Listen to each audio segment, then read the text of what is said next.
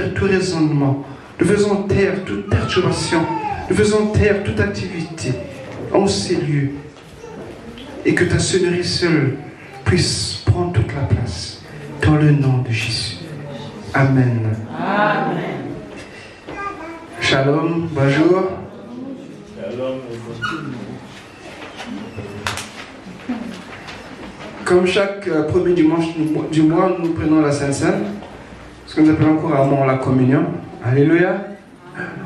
Et donc, j'aimerais qu'on parle de la Sainte Seine aujourd'hui.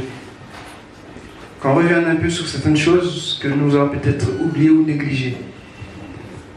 Qui est baptisé par immersion ici? Alléluia. Il n'y a pas plus de 10 mois que je vois. Amen. Le baptême est très important, bien aimé. La manière que nous allons parler de la Sainte Seine, comprenez que le baptême aussi est important. Et cela est lié à ce que nous sommes devant le Seigneur parce que nous avons accepté de le suivre. Nous avons ce matin lu 3 textes, Matthieu, Marc, Luc. Ce sont les mêmes références. Je vais les citer pour ceux qui notent, mais on ne lira pas ces versets, on lira d'autres textes. Matthieu 26, 17 à 30. Ça parle de la préparation de la Sainte Seine, de la mort de Jésus. Marc 14, 12 à 26. Et Luc 22, 7 à 23.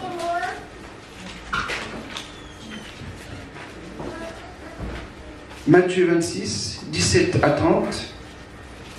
Marc 14, 12 à 26. Et Luc 22, 7 à 23. À quelques nuances près, c'est le même récit. Avec des détails plus ou moins dans Luc, dans Matthieu, dans Marc, qui se complètent. Mais ça part de la dernière nuit de Jésus avec ses disciples. Amen. Il a dit que je désirais vivement manger Pâques avec vous. Parce que Jésus voulait instituer un nouvel ordre après son départ. Et cela marquait justement le dernier repas, la dernière Pâques. Vous allez voir qu'il y a eu une similitude entre ce qui s'est fait en Égypte avec Moïse et ce que Jésus fait avec ses disciples. Amen. Les Israélites sont sortis d'Égypte grâce au sang qu'ils ont mis sous la linteau de leur porte. Commencer pour eux une nouvelle vie, une vie de liberté.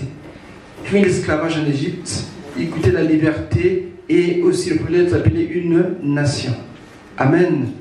Mais Jésus a fait pareil pour nous également. On ne va pas sortir de ce monde, de ce pays. Alléluia. Nous restons ici. Amen. Mais il nous a libérés. À votre avis, de qui? Ou de quoi? Amen. Du péché. Oui, nous sommes libres, affranchis, parce que Jésus a payé le prix. Nous ne sommes plus esclaves du péché. Nous sommes libres.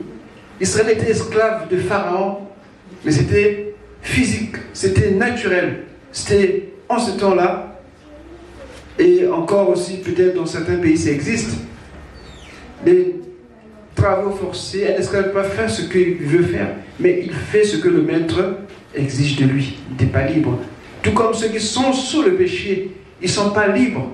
Je disais à un ami, il y a longtemps, on était encore étudiant en ce temps-là, et il avait cette habitude de fumer avant de dormir. Et je lui ai dit, écoute, tu es esclave. Il me dit, non, je suis libre. Je lui ai dit, non, tu es esclave. Parce que tu ne peux pas dormir si tu ne fumes pas, c'est pas normal. Qui commande? Est-ce toi ou la cigarette que tu vas payer qui commande? Ah, mais tu vois, mais je suis... Non. Qui c'est quelque chose qui domine sur toi, tu n'es plus libre. Alléluia. C'est-à-dire le péché domine sur tous ceux qui n'ont pas Jésus. Même s'ils justifient ça par je ne sais pas quoi, mais ils sont avant tout esclaves. Ils ne font pas leur volonté, mais ils font la volonté de ce qui domine sur eux. D'autres c'est le mensonge, d'autres c'est le vol. Parfois c'est des esclaves des images X, parfois c'est... Voilà. De la violence aussi, beaucoup de choses comme ça là dominent. Et la Bible appelle ça le péché. Mais nous sommes libres. Alléluia. Libre de ne pas boire, de ne pas s'enivrer, libre de ne pas fumer, libre de ne pas convoiter, alléluia, libre de ne pas voler. Amen. Donc vous voyez que Jésus nous a affranchis, nous a libérés du péché. Et donc dans ces textes que nous avons lus, je disais que pour ceux qui lisent, pour ceux qui notent, gardez ça à l'esprit. Mais on va passer dans 1 Corinthiens 11. 1 Corinthiens 11, à partir du verset 23, c'est le même texte. Mais ici, c'est Jésus qui dit exactement à Paul, qui institue, qui donne des instructions à Paul concernant la Sainte Seine. Matthieu, Marc et Luc, eux, ils ont vécu avec Jésus. Bon, peut-être pas Luc, parce que Luc était un historien, il a fait des recherches, mais Marc par Pierre, et Matthieu lui-même était témoin de ces choses. Amen. Donc ça ne veut pas que Jésus leur apparaisse, mais à Paul, Jésus est apparu pour lui expliquer l'importance de la Sainte Seine. Que tout chrétien ne devait pas négliger, mais au contraire, ça fait partie de notre vie. Et voilà ce que Paul nous rapporte. 1 Corinthiens 11. 1 Corinthiens 11, à partir du 23e verset. Je lis au nom du Seigneur. Amen. Car j'ai reçu du Seigneur ce que je vous ai enseigné. C'est que le Seigneur Jésus, dans la nuit où il fut livré, prit du pain, et après avoir rendu grâce, le rompit et dit, prenez, mangez, ceci est mon corps qui est rompu pour vous. Faites ceci en mémoire de moi. De même, après avoir soupé, il prit la coupe et dit, cette coupe est la nouvelle alliance en mon sang. Faites ceci en mémoire de moi, toutes les fois que vous en boirez. Je continue? Oui. Car toutes les fois que vous mangez ce pain et que vous buvez cette coupe, vous annoncez la mort du Seigneur jusqu'à ce qu'il vienne. C'est pourquoi celui qui mangera le pain, en boira la coupe du Seigneur indignement, sera coupable envers le corps et le sang du Seigneur. Que chacun donc s'éprouve soi-même, et qu'ainsi il mange du pain et boive de la coupe. Car celui qui mange et boit sans discerner le corps du Seigneur, mange et boit un jugement contre lui-même. C'est pour cela qu'il y a parmi vous beaucoup d'infirmes et des malades, et qu'un grand nombre sont morts. Amen. Amen. Verset 30. Merci. Ce que je disais ce matin, que ce n'est pas le pain de boulanger qui te rend malade. Amen. Amen. Non. Mais ce pain que nous prenons ici est différent de celui que le boulanger vend ou fabrique. Amen. Amen. Mais ça ne veut pas dire que ce pain est littéralement le corps de Jésus non plus. Mais par la foi, alléluia, nous recevons les vertus, sa grâce au travers de cette relation qu'il a instituée. Amen. Je disais que les disciples étaient conscients que Jésus était encore vivant quand il leur parlait, qu'il n'était pas mort. Donc aucunement, il n'y a pas de transsubstitution comme on dit que non, mais le pain, il devient le corps de Jésus. Non. On n'est pas des cannibales. Alléluia. Hein? On ne se mange pas. Et donc, par la foi, la Bible dit que tout est possible. Amen. Et Jésus est venu instituer une nouvelle alliance, un nouvel ordre. Moïse l'a fait en Égypte, et nous voyons qu'ils sont morts tous pour la liberté, mais ils ont fini par mourir dans le désert à cause de la désobéissance. Mais le problème qui n'a pas été résolu là-bas, c'est le problème du péché. Ils étaient libres, ils sortaient libres, mais ils étaient encore esclaves du péché. Alléluia. Amen. Mais tous les mois, nous sommes libres du péché, délivrés du péché par Jésus. Et quand Jésus dit à Paul de le faire, entre-temps, il s'était passé une situation pas trop bien à Corinthe. C'était compliqué cette ville, très cosmopolite, beaucoup d'habitudes, des barbares, des Grecs, des commerçants, des militaires. Il y avait vraiment tout le monde là-bas et les gens campaient encore sur leur position, sur leur ancienne vie. Quoi qu'ils soient venus au Seigneur, mais ils avaient encore leurs habitudes. Parce que je peux fumer un peu, je peux boire un peu, je peux aussi avoir un amant ou quelque chose comme ça là. Non! Alléluia! Amen. Tu es en Christ, tu es une nouvelle création. Ces choses-là sont passées. C'est ce que nous étions hier. Mais aujourd'hui, nous sommes devenus de nouvelles créations en Jésus. Et donc, nous sommes morts en ces choses. Et cela ne peut plus nous influencer. Parce qu'elles n'ont pas sur nous un impact. Amen. Du moins si tu es en Jésus. Et donc, Jésus dit à Paul que voilà ce que tu dois enseigner et voilà ce que tu dois faire. La première chose qu'il cite ici, le Seigneur, il parle, le verset 25, il dit « Cette coupe est la nouvelle alliance en mon sang, faites ceci en mémoire de moi toutes les fois que vous en boirez. » Et il continue, je sors les versets, « Vous annoncez la mort du Seigneur jusqu'à ce qu'il vienne. » Ici, il y a une notion de mémorial, un souvenir. Amen. C'est bien de se souvenir, c'est bien de savoir. Parce que sans souvenir, c'est difficile. On a une mémoire, c'est normal qu'on se souvienne. Il y en a qui se souviennent des mauvaises choses. Alléluia. Il y en a qui se souviennent des bonnes choses. Il y en a qui font le choix d'oublier les mauvaises et de garder les bonnes. Ça, je t'encourage. Amen. Amen. Mais généralement, naturellement, nous gardons souvent les mauvais souvenirs. Et c'est là le piège que nous n'arrivons pas à pardonner facilement. Mais que Dieu nous garde. Un mémorial, c'est important, même dans la foi. Se souvenir que Jésus est mort, ou Jésus était mort. Parce que ce n'est pas un Jésus qui a été substitué à la croix, remplacé par quelqu'un d'autre. Non, c'est le Jésus que nous prêchons ici, a été bel et bien crucifié. Et on doit le dire avec force, avec conviction. Ce n'était pas un usurpateur qui était là, mais c'était bien le Fils de Dieu, qui est mort pour nos péchés. Amen. Amen. Ce n'est pas une histoire qu'on invente, mais c'est une réalité. Historiquement, Jésus a vécu et il y a des traces qui ont montré qu'il était bien mort, crucifié à la croix. C'est comme aujourd'hui, ici en France, en fait, le 14 juillet, je crois, tout le monde est dehors, c'est la fête, c'est la révolution, on se rappelle ce moment-là. Et on oublie parce que ça fait partie de la conscience nationale. Tout comme le chrétien doit savoir dans sa conscience que Jésus était mort un jour. Amen. Qu'on ne doit jamais l'oublier. Parce que parfois nous oublions que Jésus était mort ou est mort pour nous. Et parfois on se laisse un peu aller. Mais quand on reconnaît que Jésus est mort, bien aimé, tu vas faire attention à tes pas, attention à ta vie. Tu feras plus attention dans la sanctification. Et c'est important de le savoir. Parce que chaque pays a son jour de fête nationale. Et c'est resté. Et nous, Jésus a dit, sa mort pour tous les chrétiens ne doit pas être oubliée. Donc la Sainte Seine rappelle que Jésus était mort un jour. Amen. Amen. Il dit jusqu'à ce qu'il vienne. Il ne parle pas de la résurrection. Il parle de sa venue très bientôt. Qui sait que Jésus revient? Amen. Alléluia. Amen. Dites pas dehors, ils ne savent pas. Mais Jésus revient. Tout comme les gens prophétisaient sur sa naissance.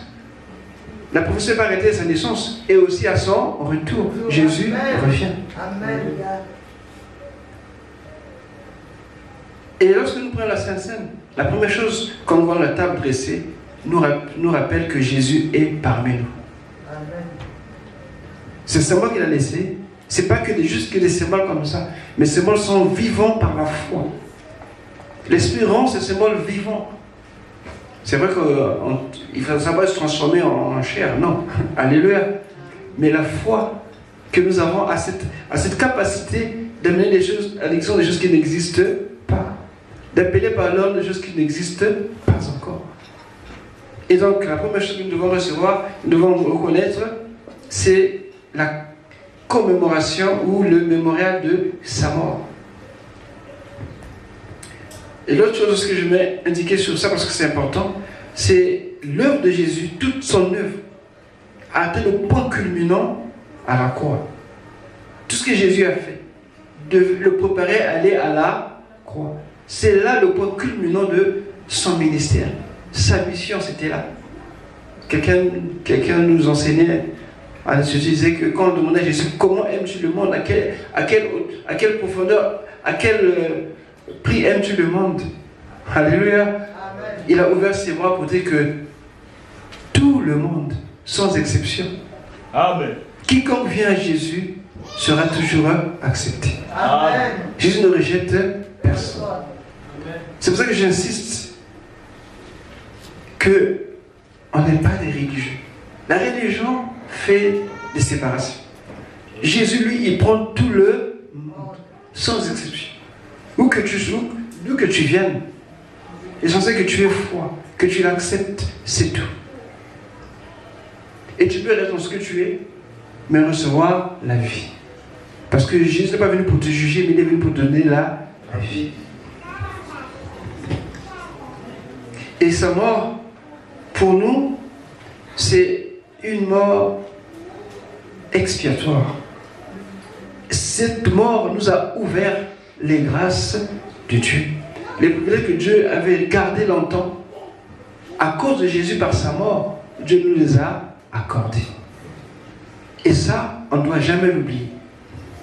Et la deuxième chose, c'est les instructions. Ce qu'il dit à Paul, il dit, ceci est mon corps qui est rompu pour vous, faites en mémoire de moi. De même, après avoir soupé, il prit la coupe et dit, cette coupe est la nouvelle alliance en mon sang. Faites ceci en mémoire de moi toutes les fois que vous en boirez. Le pain et le vin. Parce que le pain et le vin parlent de sa mort. Ces symboles qui sont là, ça parle de la mort de Jésus. Ça nous rappelle que Jésus était mort un jour. Et en le faisant, nous témoignons que réellement l'œuvre de la croix est vivante. C'est pour ça que Jésus peut encore sauver aujourd'hui. Il peut encore guérir aujourd'hui.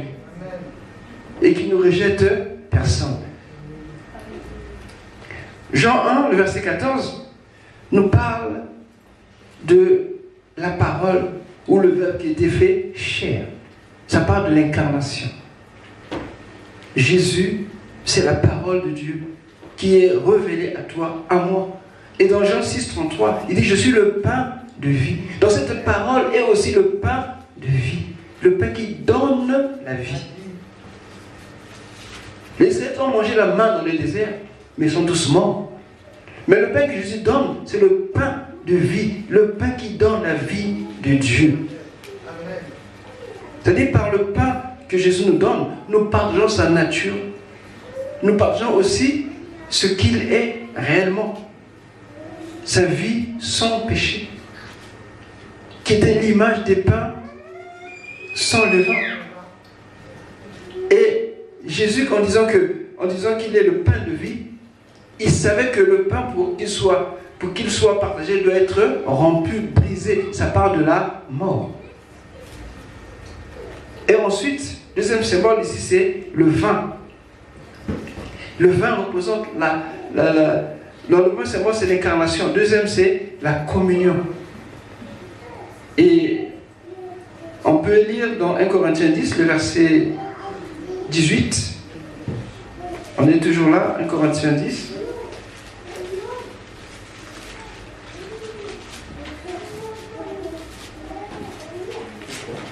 Commençons à 16. La coupe de bénédiction que nous bénissons, n'est-elle pas la communion au sang de Christ?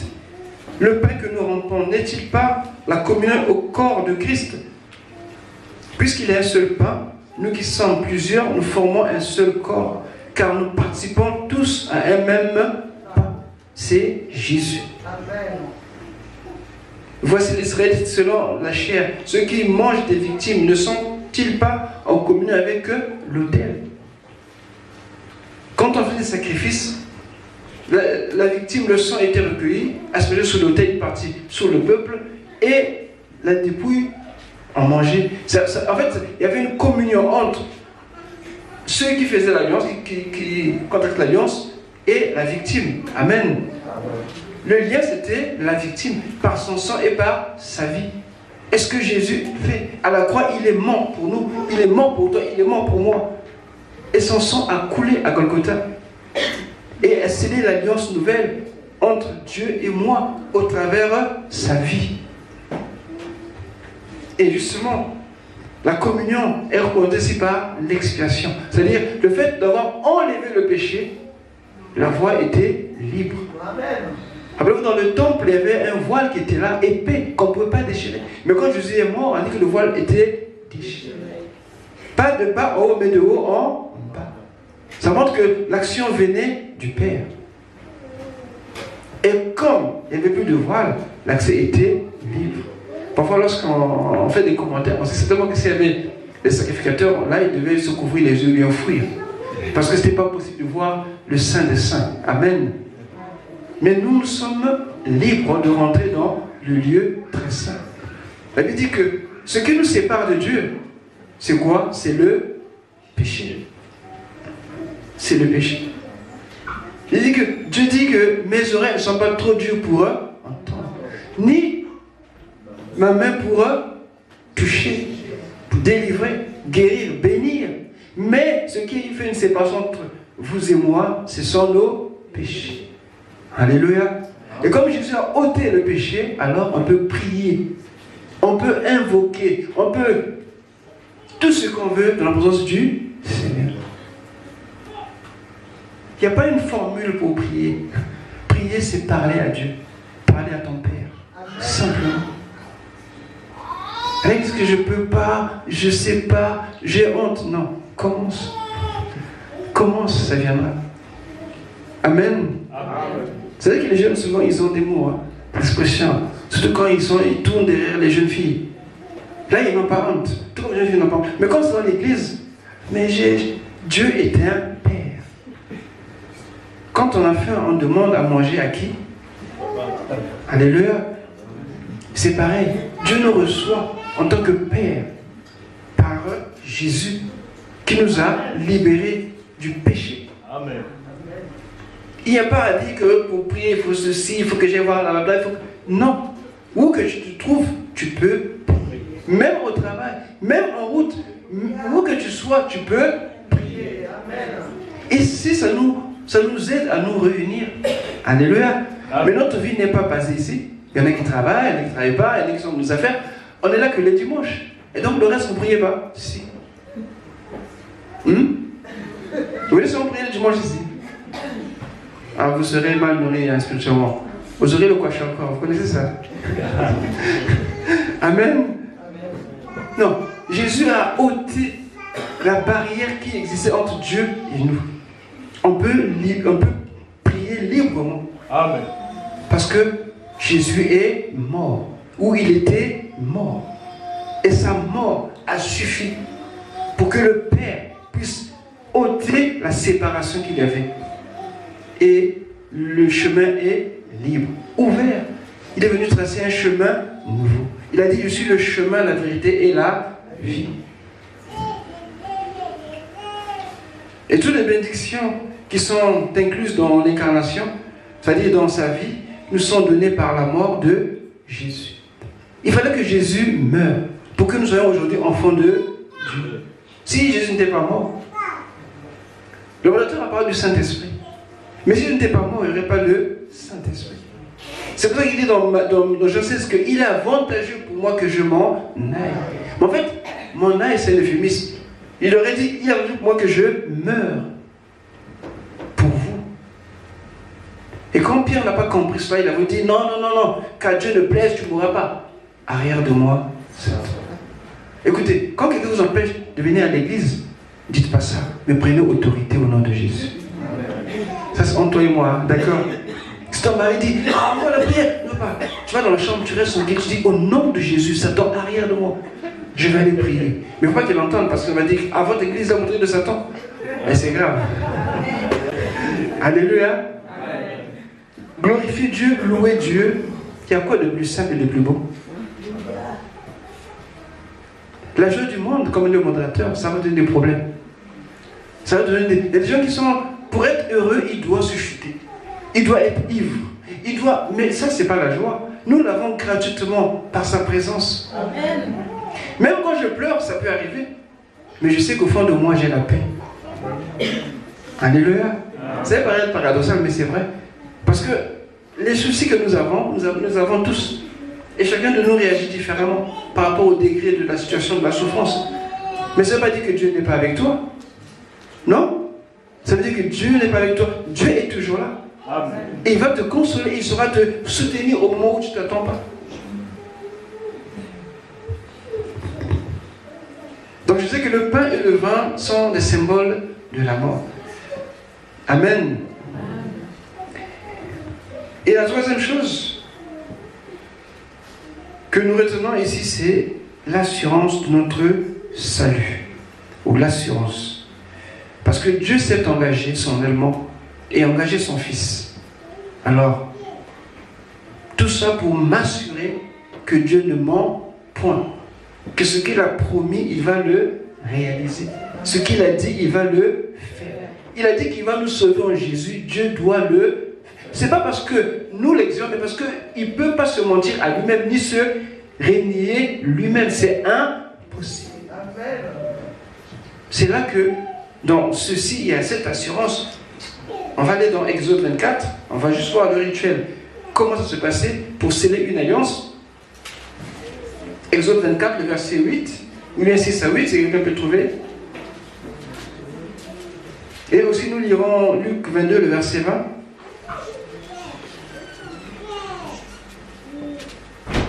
Exode 24, le verset 8, 6 à 8. Exode 24, verset 6 à 8. Je lis au nom du Seigneur.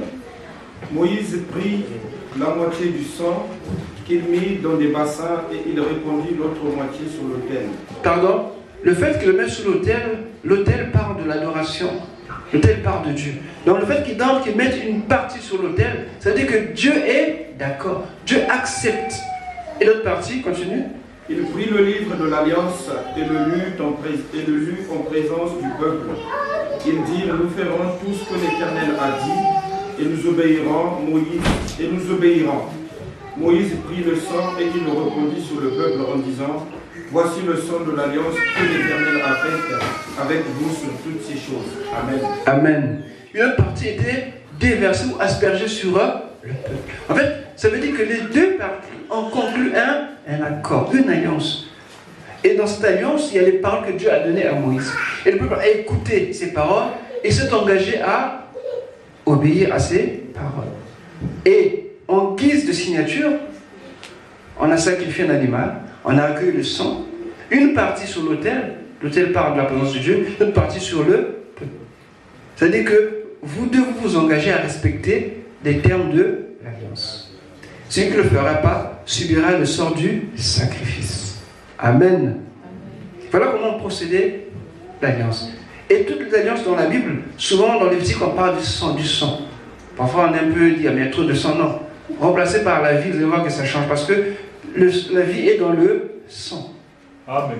Hein, sinon, on va dire que votre Dieu là, c'est de cadavre. Non. Alléluia. Parce que la Bible dit que sans l'exception du sang, il n'y a pas de rémission de péché. La sainteté de Dieu exige que pour chaque offense, qu'il ait une vie sacrifiée. Et c'était ce que Dieu voulait leur expliquer dans l'ancienne alliance. Mais ces choses étaient que pour un temps que le Seigneur Jésus vienne. Il devait arrêter cela parce que lui-même étant l'agneau de Dieu qui ôte le péché du monde. Mais cela permet de comprendre que Dieu est saint, saint, saint. Qui était différent des idoles ou des petits dieux qu'il y avait en Mésopotamie en ce temps-là, ou chez les Grecs ou bien chez les Romains. Parce que sa sainteté exigeait que celui qui péchait devait mourir. Et l'animal prenait la place du coupable. Amen. Amen. Voilà comment c'était. Un peu comme ici, hein, il y a longtemps, peut-être vous ne connaissez pas ça. Il y avait une idée qu'on appelait crime de lèse-majesté. Amen. C'est-à-dire qu'on manquait de respect à un noble comme ça, ou au roi, eh bien on risquait la peine capitale. Amen. Amen. Donc, avec Dieu, c'était un peu comme ça. Quand tu pêches, la sanction c'est la mort. Et donc, Jésus, lui, il devait mourir. Et je disais que c'est le sommet vraiment de son ministère, la mort. Ce que nous redoutons, lui, il a fait par amour pour toi, par amour pour moi. Afin que tu n'aies plus à avoir peur, que tu n'aies plus à t'inquiéter, parce que le sort qui te revenait, lui, il a pris. Et il nous a affranchis. Luc 22, le verset 20.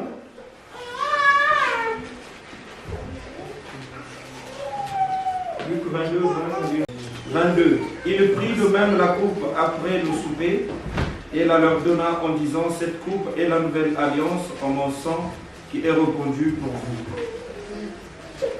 Je continue. Amen. Amen.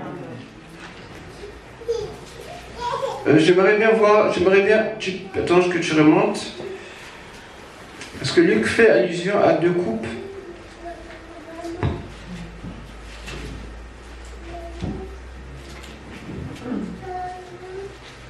Il m'avait dit 19.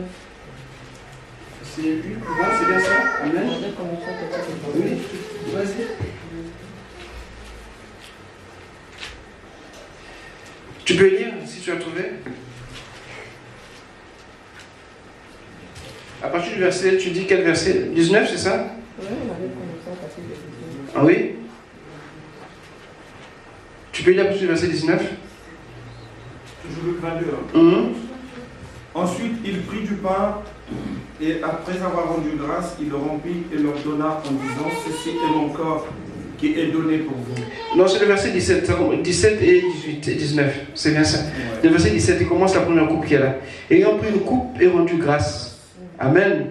Et ensuite le verset 20, c'est là qu'il prend la deuxième coupe. Il prit de même la coupe après le souper. Amen. J'ai mentionné cela parce que Luc est le seul à mentionner les deux coupes. Matthieu parle de coupe, Marc parle de coupe, mais on ne distingue pas de quelle coupe il s'agit. Et Luc, en tant qu'historien, il a fait des recherches, il a fait des enquêtes, et il ramène l'ordre. Mais seulement, ce n'est pas tous les détails qui l'importent. Alléluia. Amen. Mais ce qui importe, c'est ce que Jésus fait. Et ça nous aide à comprendre que dans le rituel de la Pâque juive, qui s'appelle le Seder, il y a 4 coupes. Et à chaque moment du repas, une coupe est utilisée. Et cette coupe contenait du vin, mais le vin coupé, c'est-à-dire coupé d'eau. Amen. Amen. Donc vous dites que Jésus a transformé l'eau en vin. Donc du coup, je vais profiter, tu te trompes, parce que c'est pas dans un Dieu d'enivrer les gens. Amen. Lui qui défend ça, il ne peut pas aussi le permettre. Et donc ce vin était coupé d'eau. Et parce que ce vin était reçu par les enfants. Parce que le chef de famille était là, les enfants, la femme et les proches qui les entouraient. S'il y avait une personne qui n'avait pas une grande famille, il pouvait se joindre à une autre famille, c'était comme ça. Donc ce vin ne devait pas enivrer, mais ça a été à relater les faits qui s'étaient passés. Dans la première coupe, c'est la coupe d'action de grâce qu'on a lu ici dans Luc. C'est juste pour rendre grâce. Et ce qu'il faisait. Et la deuxième coupe, il prenait ça après avoir mangé des herbes amères. Il parlait des souffrances qu'il avait vécues en Égypte. Il expliquait, après, il buvait cette deuxième coupe. Amen. Amen. Mais Jésus, cette deuxième coupe, il ne mentionne pas vraiment cela. Mais il a fait le même rituel. Parce que dans Marc, je pense, ou bien dans Matthieu, on dit qu'ils ont chanté des cantiques. Amen. Amen. Parce que c'était comme ça, il lisait le cantique 114, 115 et 118. Mais c'était en ordre. 113 et 114 en premier, pour commencer la deuxième coupe. Et puis dans la deuxième coupe, il commençait le psaume 115 à 118. Mais c'est des bons psaumes. Quand vous allez voir, lire ça, ça parle de la gloire, la puissance de l'amour de Dieu. Quelque Dieu qui peut sauver. Amen.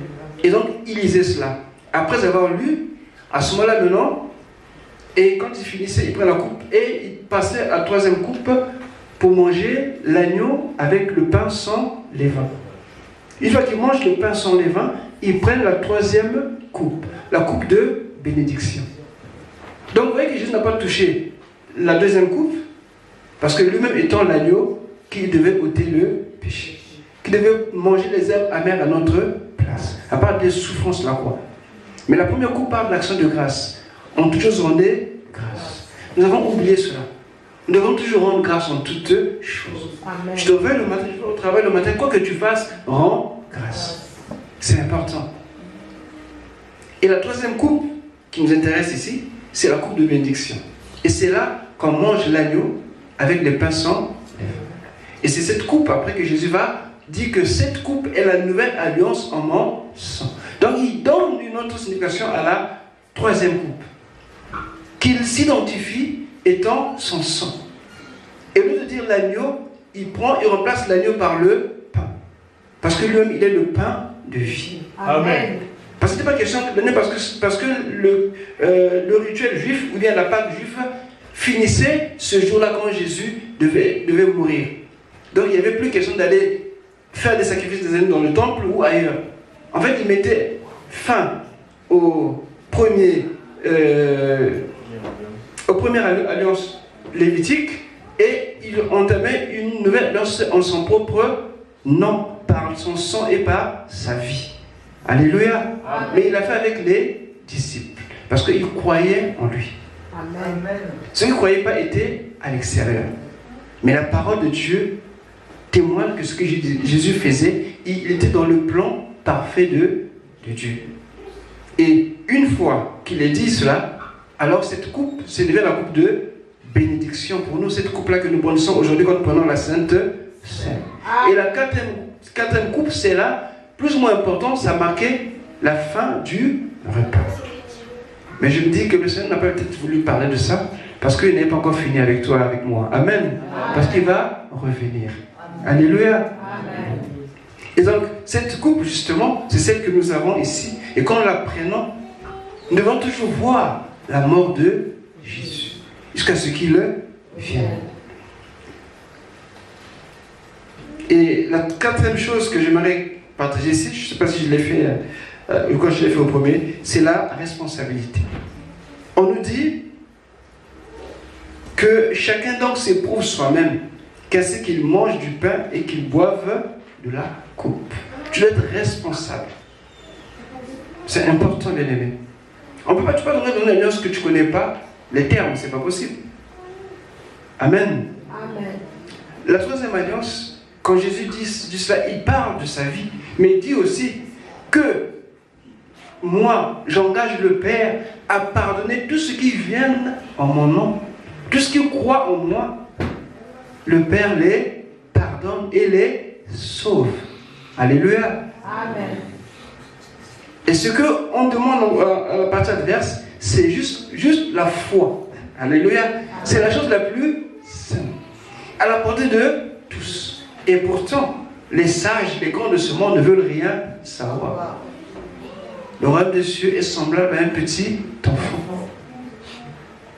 Il faut avoir la foi comme un enfant. Parce que qu'est-ce que tu peux donner à Dieu? L'or et l'argent appartiennent. La terre est à lui, tout ce qu'elle contient lui appartient. Dieu demande sur une chose, tu es foi. Que tu crois que Jésus est mort à la croix pour toi, pour tes péchés. Amen. Et qu'en croyant et en confessant que tu sois sauvé. Amen. Et donc le Père accepte ce qui vient en Jésus, en ces termes. Il s'engage, tout comme on a vu Moïse avec le sacrifice, avec le sang qui remettait sur l'autel. C'est-à-dire le Père s'engage et le peuple se doit s'engager. Maintenant, aujourd'hui, par Jésus, c'est le même principe, mais sauf qu'il n'y a plus d'animaux à porter, il n'y a plus rien à porter que de croire. Amen. Et de confesser. Alléluia. Amen. Simplement ça. Et justement, quand tu comprends ces choses, je dis que tu es heureux. Amen. Ces choses simples. Mais et qui pourtant, les gens comme ceux qui étaient avec Jésus, ont vu leur vie être complètement changée. Ce que Jésus a dit, tu peux vivre ça. Amen. Tu peux l'expérimenter.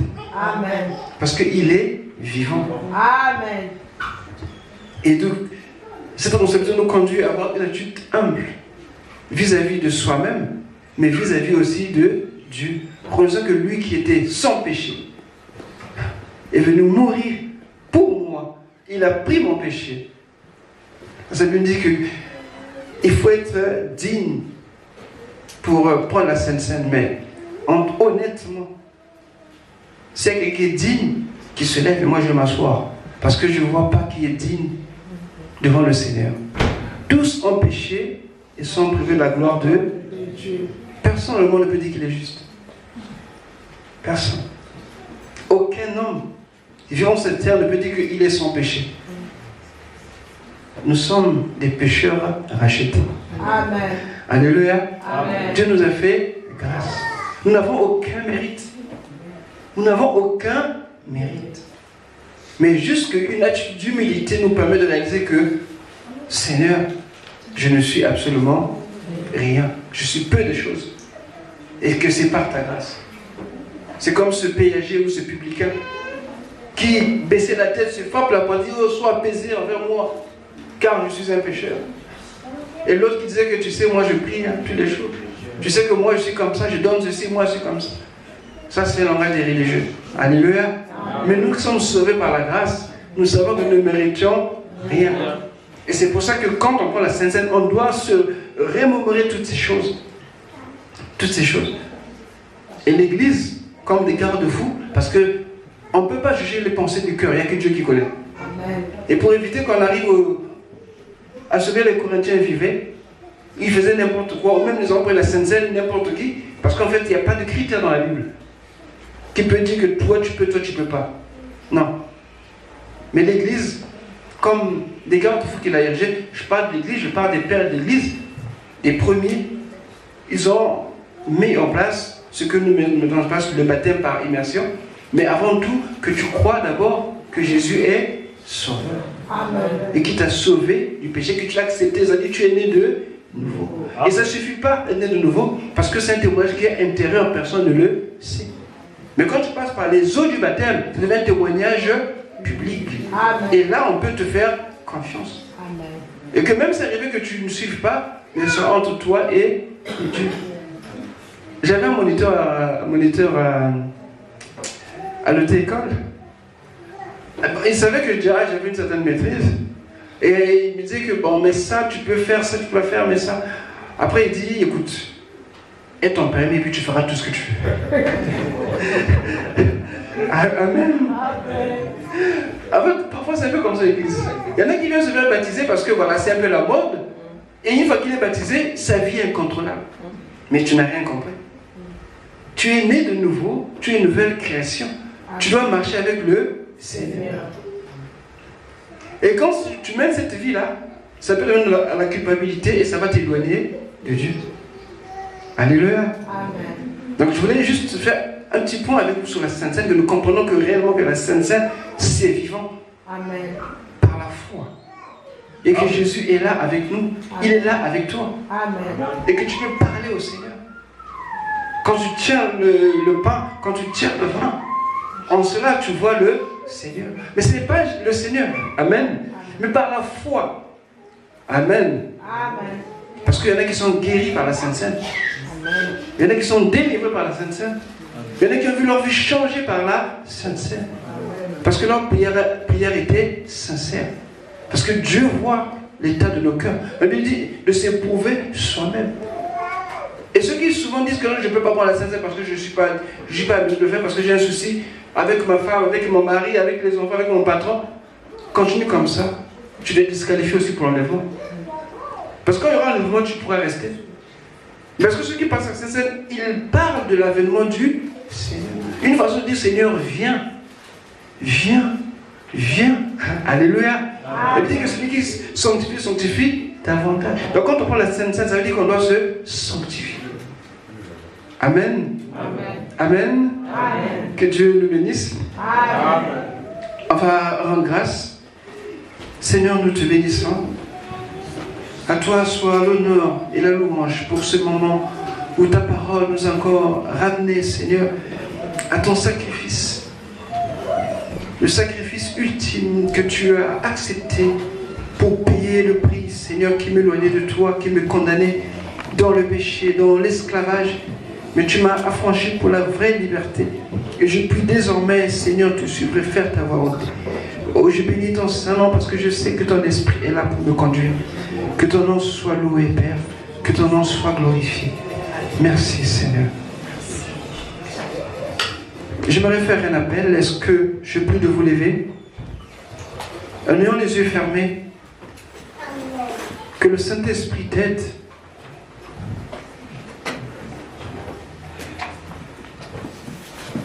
Et si le Seigneur te touche en ce moment, si tu entends sa voix, te dit, mon enfant, viens, j'ai donné ma vie pour toi. Si te dit, je me tiens à la porte et je frappe. Si tu entends cette voix te dire, c'est ton jour aujourd'hui, c'est le Saint-Esprit qui te parle. Alors j'aimerais t'aider à faire le pas de la foi comme moi je l'ai fait il y a longtemps déjà. Recevoir Jésus-Christ en tant que Sauveur et Seigneur. Cela commence par là. Comme un enfant, recevoir par la foi ce que Dieu accomplit par son Fils pour ton salut. Dieu ne t'a pas appelé pour la colère, mais pour la paix, pour la communion avec lui. Et aujourd'hui, le Seigneur t'appelle. Est-ce que tu entends sa voix? Alors si tu l'entends, par ce acte de foi, il viendra à toi. En levant tout simplement ta main, nous baissons nos têtes. J'aimerais pas que tu sois distrait, mais regarde à Jésus. Regarde ce qu'il a fait pour toi. Tu dis que Dieu ne me connaît pas, il m'aime pas, Dieu t'aime. Tu ne peux pas savoir combien il t'aime, combien il prend soin de toi. Et il tient à toi. Ce message, c'était pour toi que Dieu l'a libéré. Pour que tu saches que là où tu n'es pas oublié, et tu n'as jamais été oublié, mais à un temps où il fallait que tu le rencontres, que tu entendes sa voix. Elle dit que si tu entends sa voix, ne sais pas ton cœur. Sois simplement sensible à sa voix. Alléluia. Tu continues à prier le Seigneur de tout ton cœur. Alléluia. C'est à toi de prendre la décision. C'est à toi. Le contrat n'est pas scellé. Il est encore libre. Parce que Dieu sait. Parce que Dieu te connaît. Et Dieu t'a créé par amour. Parce qu'il t'aime. C'est vrai que tu es né d'une relation. Mais la vie vient plus loin que tu ne le penses. La vie vient de Dieu. Dieu est la vie. Et Jésus est le pain de vie qui nous permet de perpétuer cette vie jusque dans l'éternité. Alléluia. Merci Seigneur. Gloire à toi. Gloire à toi Seigneur. Que Dieu bénisse ses mains. Oui, le Seigneur te connaît, il connaît le fond de ton cœur. Il sait que tu l'as toujours cherché sans le savoir. Mais aujourd'hui, il se manifeste à toi. Alléluia. Et j'aimerais prier maintenant avec toi. Je te prête simplement les mots, mais fais de ces mots tes mots. Cette prière, ta prière. Aujourd'hui, les cieux vont s'ouvrir pour toi. Aujourd'hui, les anges vont danser pour toi. Aujourd'hui, le Père te dira, je t'attendais, mon enfant.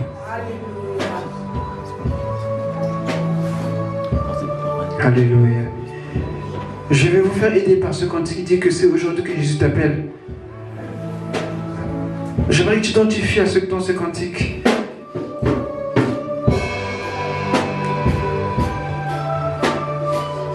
C'est une rencontre. C'était un rendez-vous divin. Qui veut te sauver? Oui, c'est aujourd'hui que Jésus t'appelle. Ça fait si longtemps qu'il veut te sauver. Oui, c'est aujourd'hui.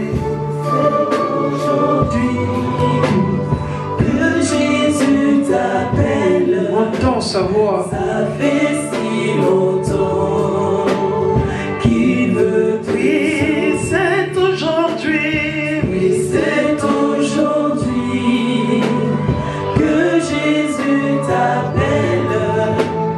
Ça fait si longtemps qu'il veut te sauver, te sauver, te sauver. Mon ami, Jésus veut te sauver. Mon ami, viens à lui. Ta vie est chargée de tant de problèmes dont tu n'as jamais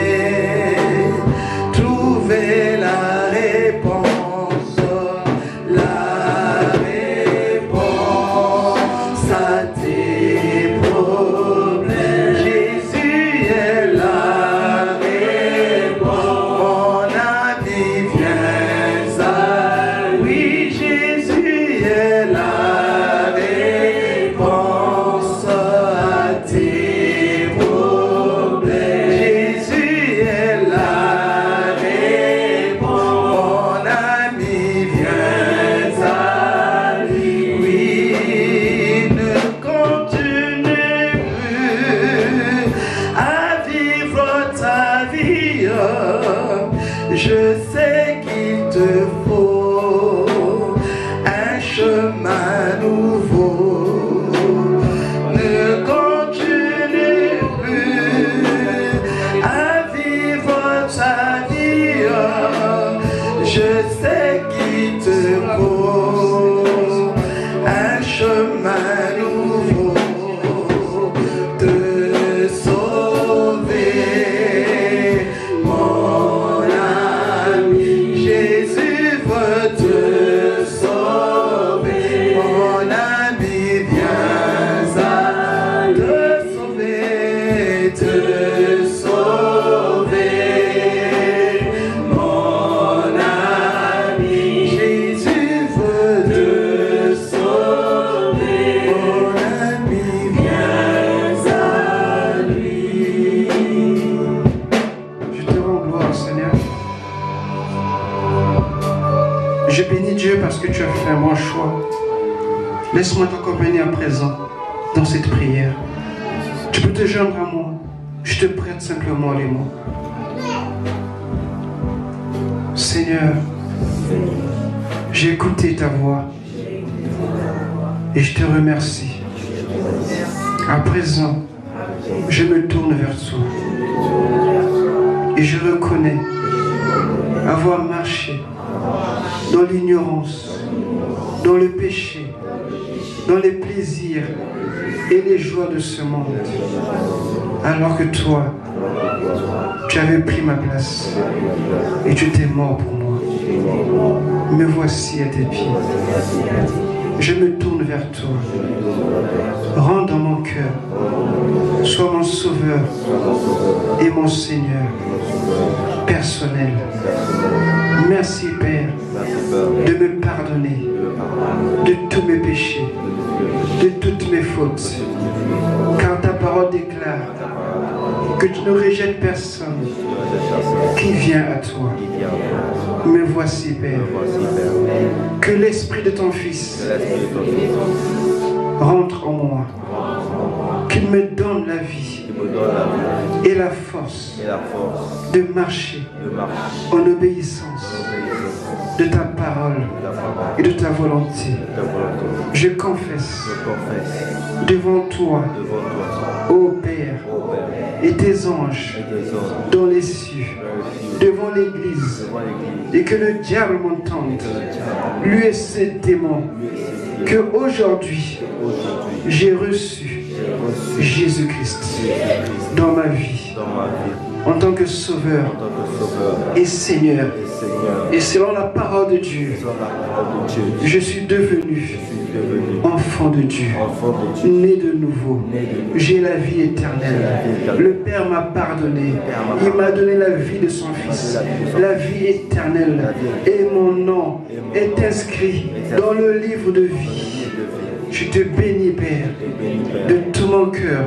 Je te dis merci. Au nom de Jésus. Au nom de Jésus. Au nom de Jésus. Je te laisse rendre grâce au Seigneur.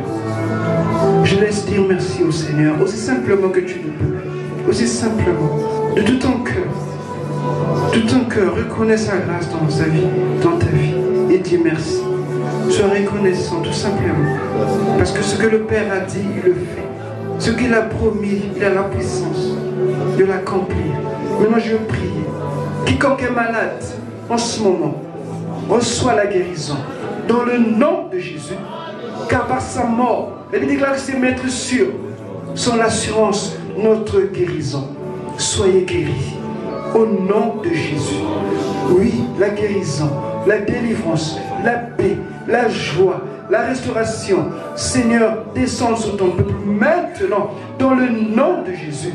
La paix dans le cœur, la tranquillité, la sérénité. Seigneur, répands cette douce onction sur chacun. Dans le nom de Jésus, les liens, Seigneur, sont coupés maintenant. Les chaînes sont brisées maintenant. Oh, rends ton peuple libre maintenant, libre de te louer, libre de te bénir, libre de te servir, libre au nom de Jésus. Sois que Shekele Kishina la Santa Kishina. Kourana la Santa Shekele Kishina.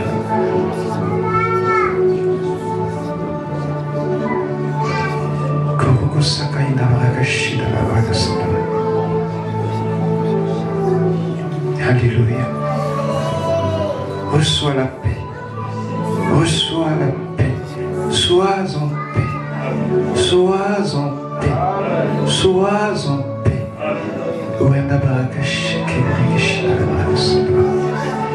Et reçois la vie de Dieu maintenant. Dans le nom de Jésus.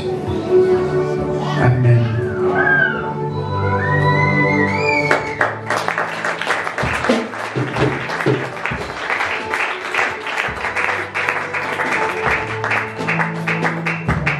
Je vais prier pour la table.